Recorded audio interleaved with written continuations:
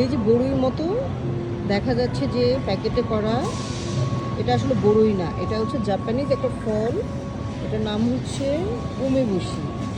আমি যখন প্রথম এসেছিলাম তখন আমার দেখে মনে হচ্ছিল বড়ই এত মজা হবে খেতে, বা অনেকটা জলপাইয়ের মতনও দেখা যায়।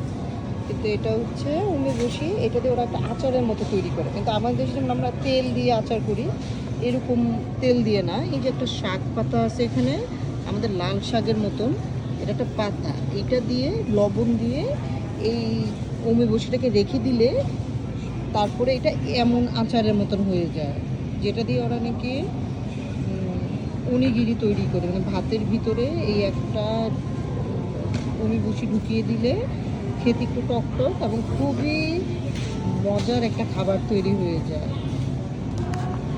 আমার যখন বেবি, খুবই মজার তৈরি, এবং আমার বেবিরা খুবই পছন্দ করে এই খাবারটা।